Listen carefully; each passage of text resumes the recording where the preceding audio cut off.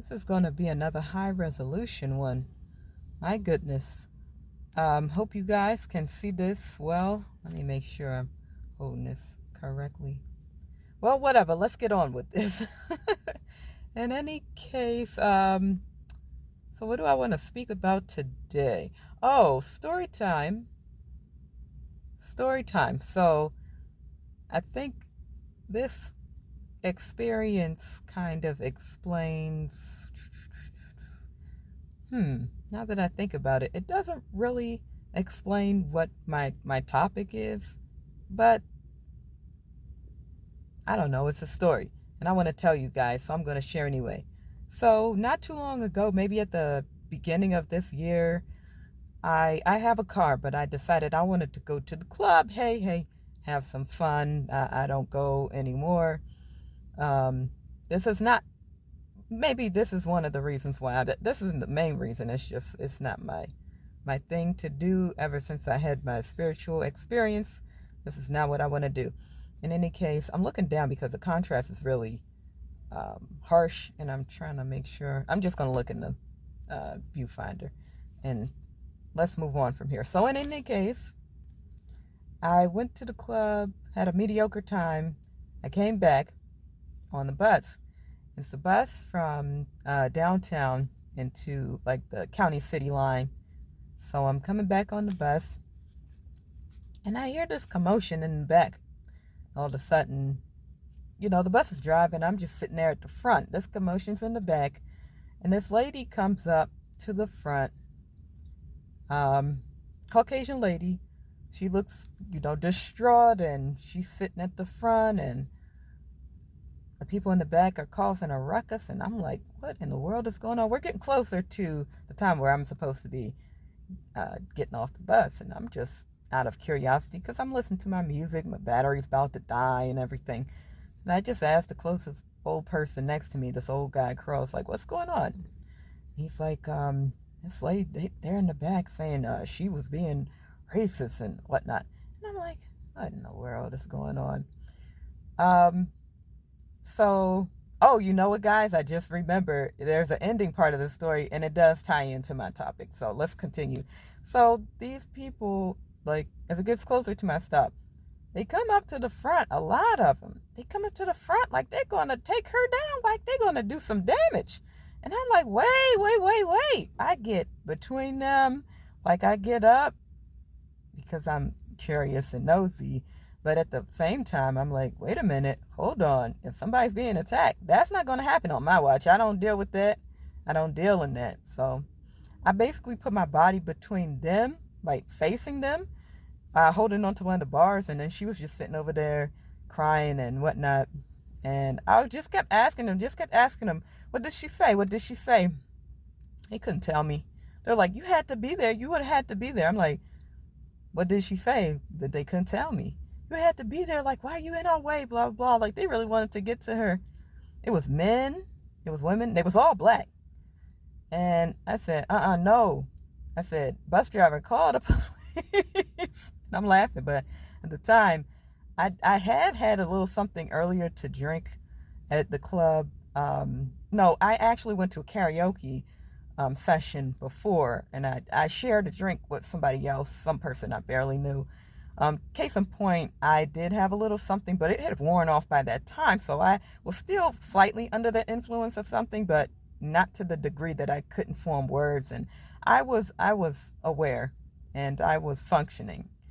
Um, but I still had a little bit in me to not feel, I guess, too much anxiety in the current circumstance that I was in any case. So they proceeded to all get off, and I just stood there, and then I turned back around, excuse me, to see the lady.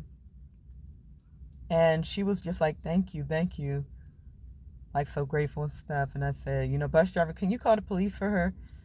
And then I just decided to get off at that stop since I realized she wasn't in any immediate danger. So I just got up, got off. I forget which bus this is. I didn't take a video or nothing. They probably got it on the cameras if they run the reel back. But I got off, and then I realized, God, I realized I was a block away from my stop and that all the troublemakers had gotten off at my stop and they was walking up the street toward me. And then I thought, oh, shoot. Oh, well, bring it. If I die tonight, I die. And so they was walking up. One black guy at the front, I don't know, he just started cursing off the break, telling me next time he see me, he's going to kill me. I'm just ugly and whatever else insults he could fling at me. And I just, you know, looking, and then I just didn't say nothing. I just keep walking back. And then there was this older guy, and this young lady, and she basically started taking off her I don't know what she had on, but articles of things that she didn't want to get involved in a fight because she was saying she was going to fight me and like no, I'm about to beat you up and stuff like that.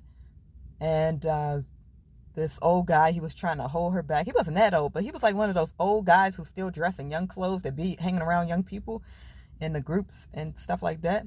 And I didn't know what I was going to say. I really had no plans, and I didn't know what I was going to say. But when I opened my mouth, I I can't remember verbatim what I said, but it was around the context of this. In summary, I said I don't want to fight anybody. I just want people to be safe. I want her to be safe. I want y'all to be safe. No, wrong. I said I don't want to fight anybody. I'm remembering a bit. I care about her. I care about y'all. I don't want to fight anybody. And I didn't know I was going to say that. I didn't know what effect it was going to have on the situation. I had no idea what I was doing, what I was saying, but that came out. And when that did, like the girl, she just walked off.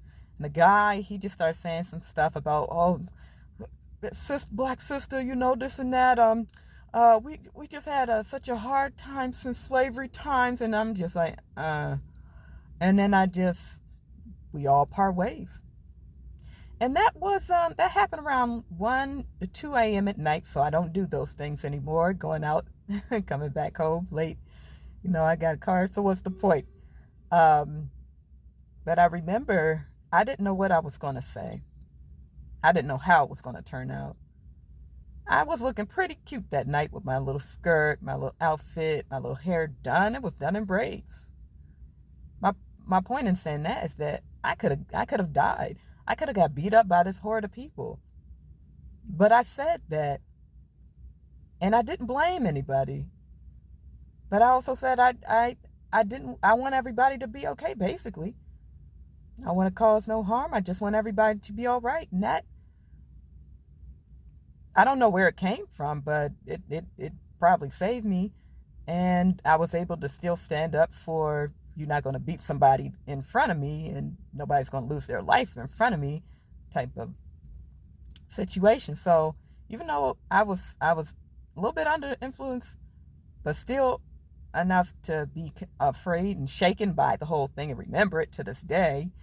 um, it's a topic that I want to bring up, and I don't want to drag this on as longer than it has to be dragged on. So that was the kind of the story time part of it. So now I want to just briefly go into the topic. So I think that the lesson here is that what I said and communicated is something that didn't blame anybody on the outside.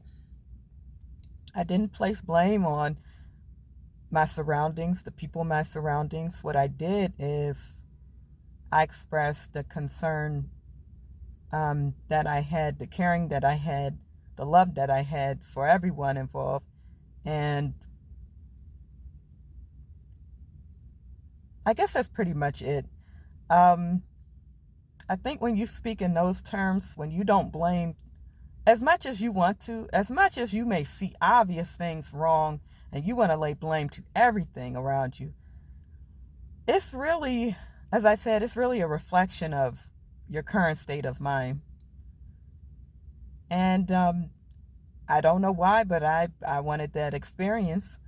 And it probably led me to where I am right now, telling you guys about this and sharing this information and getting me closer to where I need to be.